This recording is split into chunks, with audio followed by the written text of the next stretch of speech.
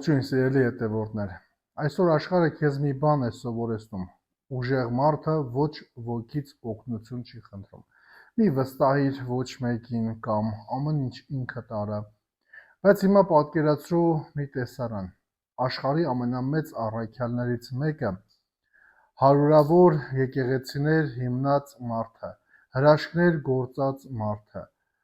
երրորդ երկինք հափշտակված մարդը, ծնկի է գալիս և ասում, աղոթեք ինձ համար։ Եթե Պողոսը չէր ամաչում օգնություն խնդրել, ապա մենք ինչու ենք ամաչում։ Գուցե մեր ամենամեծ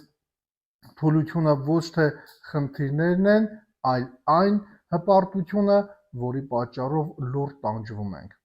Այս հատվածը մեզ սովորեցնում է, որ քրիստոնեությունը միայնակ հերոսների պատմություն չէ, այն Աստծո ընտանիքի պատմությունն է։ Եղբայրներ, աղաչում եմ ձեզ մեր Տեր Հիսուս Քրիստոսով և հոգու սիրով, որ ինձնից մարտակցից լինեք ինձ համար Աստծուն և ուղղված աղոթներով, որպեսզի ազատվեմ հավատի դեմ ամբաստանքներից, որ հրեաստանում են, և որպեսզի Երուսաղեմում ծառայությունս ընդունել լինի սրբերին, որ Աստծո կամքով ուրախությամբ ձեզ մոտ գալով հանգստանամ ձեզ հետ, և խաղաղության Աստվածը թող լինի ձեզ ամենքիդ հետ, ամեն։ Հանձնարարում եմ ձեզ Փիբեին, մեր Քրոջը, որ Կենքրեայի եկեղեցու սպասավորն է, որպեսզի Տիրոջ անունով ընդունեք նրան, ինչպես վայել է սրբերին, և հոգ տանեք նրան, ինչ կարիքի համար, որ դիմի ձեզ, որովհետև նա ևս հոգատար եղավ շատերին և հենց ինձ։ Ողջունեք Պրիսկային և Ակյուղասին Հիսուս Քրիստոսով, իմ գործակիցներին, որոնք կյանքս փրկելու համար իրենց գլուխը վտանգի ենթարկեցին, որոնց ոչ միայն ես եմ շնորհակալ, այլև հեթանոսների բոլոր եկեղեցիները։ Ողջունեք նաև նրանց տանը հավաքվող եկեղեցուն, ողջունեք Էպենտոսին, իմ սիրելիին և Ասիայի նահանգից Քրիստոսի առաջին պտուղն է։ Ողջունեք Մարիամին, որ շատ աշխատեց ձեզ համար, ողջունեք Անդրոնիկոսին և Յունիային, իմ ազգականներն են ու բանտակիցներին, որոնք սիրելիներն են առաքյալների մեջ, որոնք նաև ինձնից առաջ դարձան Քրիստոսին։ Ողջունեք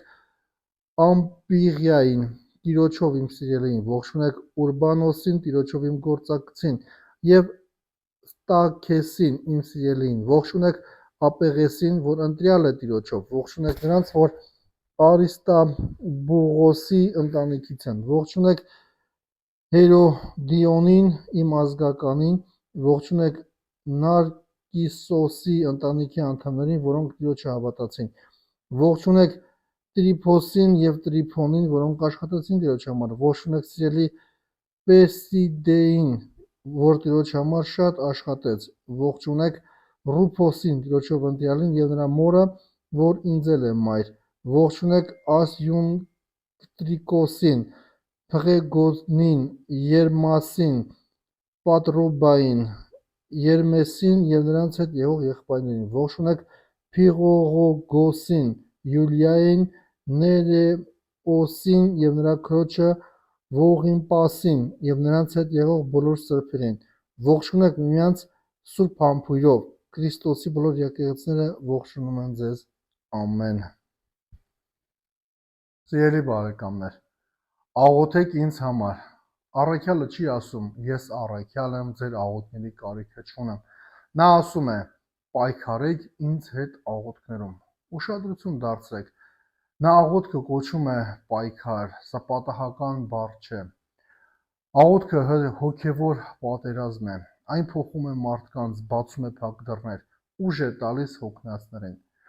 Փորձենք մեր ժամանակների հետ համեմատություն կատարել։ Այսօր մարդիկ հեշտությամբ գրում են հաջողություն, կհաղթահարես, ուժեղ եղիր, բայց որքան հազվադեպ ենք ասում, այսօր աղոթել եմ քեզ համար։ Երևի աշխարհի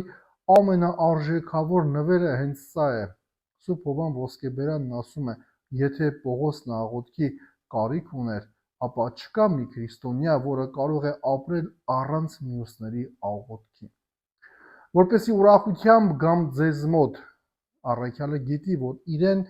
դժվարություններ են սպասում, բայց նա չի կենտրոնանում վախի վրա, նա կենտրոնանում է առաքելության վրա։ Սա քրիստոնեական հասունության նշան է։ Դու չես սպասում, որ կյանքը հեշտանա, դու սովորում ես վստահել Աստծուն, նույնիսկ դժվար ճանապարհի մեջ։ Հռոմեացիներին ուղղված նամակի 16-րդ գլուխը անունների գլուխ է, թե սիրո գլուխ։ Շատերը հասնելով 16-րդ գլխին արագ անցնում են այն, միայն անուններ են։ Բայց իրականում սա նոր կտակարանի ամենաջերմ գլուխներից մեկն է։ Պողոս առաքյալը հիշում է մարդկանց անուն առ անուն, նա շնորհակալություն է հայտնում, նա գնահատում է իրենց ծառայությունը, նա օրհնում է նրանց։ Սա մեզ ցույց է տալիս, որ Աստծո գործը երբեք մեկ մարդու գործը չէ։ Փիբե ծառայության գեղեցկությունը, առաջինը Պողոսը հիշատակում է Փիբեին, նա նրան ներկայացնում է որպես հավատարիմ ծառայող։ Նա ամեն հավանականությամբ հասցրել է հռոմեացիների թուղթը։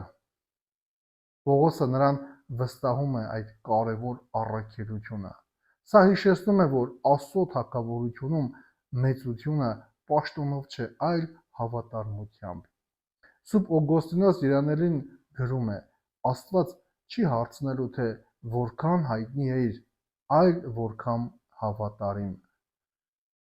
Պրիսկիային և Անկյուղասի տունը, որ դարձավ եկեղեցի, Պողոսը ողջունում է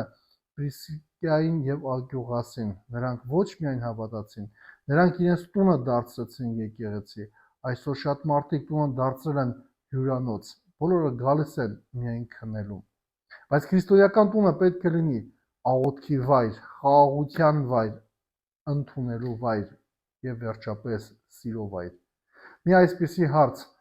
ընտանիքներին. եթե այսօր հարևանն ասեր, նկարագրիր այդ ընտանիքը մեկ բառով, ինչ բառ կընտրեր, խաղաղություն թե վեճ։ Յուրաքանչյուր անուն Աստծո համար կարևոր է։ 16-րդ գլխում ավելի քան 20 անուն կա։ Ինչու՞։ Որովհետև Աստծո համար ոչ ոք անանուն չէ։ Աշխարհում գուցե քեզ չճանաչեն, գուցե ոչ ոք շնորհակալ չլինի քեզ, բայց Աստված տեսնում է նույնիսկ ամենափոքր ծառայությունը։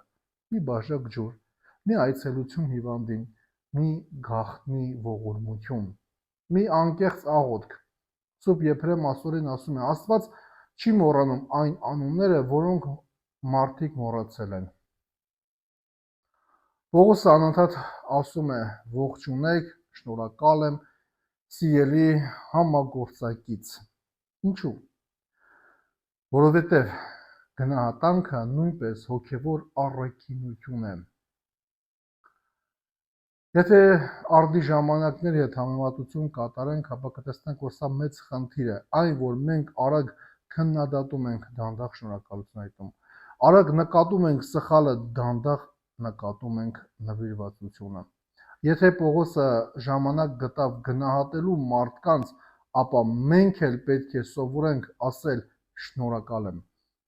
Եկեղեցին թիմ է, ոչ թե մեկ մարդու բեմ։ Այս հատվածը կոտրում է հոգևոր աստղերի գաղափարը։ Պողոս առաքյալի հետևում կանգնած էին աղոթողներ, հյուրընկալողներ, ընտանիքներ, ծառայողներ, ուղեկիցներ, նամակներ, փոխանցողներ։ Աստծո մեծ գործը միշտ կատարվում է միասին։ Այս հատվածը մեզ տալիս է կյանքում կիրառելի մի քանի կարևոր քայլ։ Մի ամաչիր օգնություն և աղոթք խնդրել։ Ամեն օր աղոթիր գոնե մեկ մարդու համար։ Սովորիր գնահատել ծառայող մարդկանց, քո տունը դարձրու խաղաղության և աղոթքի տուն։ Մի մտածիր, որ փոքր ծառայությունները նշանակություն չունեն։ Շնորհակալություն հայտնիր այն մարդկանց, որոնք լուռ ծառայում են։ Մի փորձիր միայնակ կրել բոլոր բեռները։ Հիշիր, Աստծո ընտանիքում ոչ ոք ավելորդ չէ։ Սուրբ Հովհան Ոսկեբերյանը գրում է, որ Պողոսի անունների երկար ցանկը պատահական չէ։ Այն ցույց է տալիս, որ եկեղեցին կառուցվում է բազմաթիվ հավատարիմ մարդկանց լուռ ծառայությամբ, ոչ թե միայն մեծ քարոզիչներով։ Սուրբ Օգոստինոսը հիշեցնում էր, որ Աստված գնահատում է ոչ թե ծառայության չափը, այլ սիրո չափը, որով այն կատարվում է։ Եփրեմ Ասորին ավելացնում էր, որ յուրաքանչյուր հավատացյալ, որքան էլ աննկատ թվա, ունի իր անփոխարինելի տեղը Քրիստոսի մարմնի մեջ։ Սիրելի հավատավոր հետևորդներ, երբ կարդում ենք այս հատվածը, թվում է, թե պարզապես անունների ցանկ է, բայց իրականում սա եկեղեցու ամենագեղեցիկ դիմանկարն է։ Այստեղ չկան միայն մեծ քարոզիչներ, այստեղ կան աղոթողներ, ծառայողներ, ընտանիքներ, հավատարիմ ընկերներ, լուռ աշխատող մարդիկ, եւ հենց նրանք են կառուցում Աստծո թագավորությունը։ Գուցե քո անունը երբեք հայտնի չլինի աշխարհին, գուցե քո մասին հոդվածներ չգրեն, բայց եթե դու հավատարմորեն աղոթում ես, ծառայում ես, քաջալերում ես, օգնում ես եւ սիրում ես, ապա քո անունը գրված է այնտեղ, որտեղ ամենակարևորն է Աստծո սրտում։ Այսօր մի փորձիր լինել ամենահայտնին, փորձիր լինել ամենահավատարիմը, որովհետեւ վերջում Տերը չի հարցնելու քանի հետևորդ ունեիր, նա կհարցնի հավատարիմ եղա՞ր այն ծառայությանը, որ քեզ վստահել էի։ Եվ եթե այդ հարցին կարողանանք պատասխանել այո, ապա մեր կյանքը իսկապես հաջողած կլինի։ Սիրելի հավատավոր հետևորդներ, եթե օգտակար եղավ ձեզ այս տեսանյութը, կարող եք հավանել մեկնաբանության բաժնում գրել ձեր կարծիքը, բաժանորդագրվել մեր YouTube-յան ալիքին եւ այս տեսանյութը ուղարկել քո ընկերներին, բարեկամներին, քույրերին ու եղբայրներին, նրանց եւս հաղորդակից դարձնելու Աստծո խոսքին։ Աստված օրհնի բոլորիդ։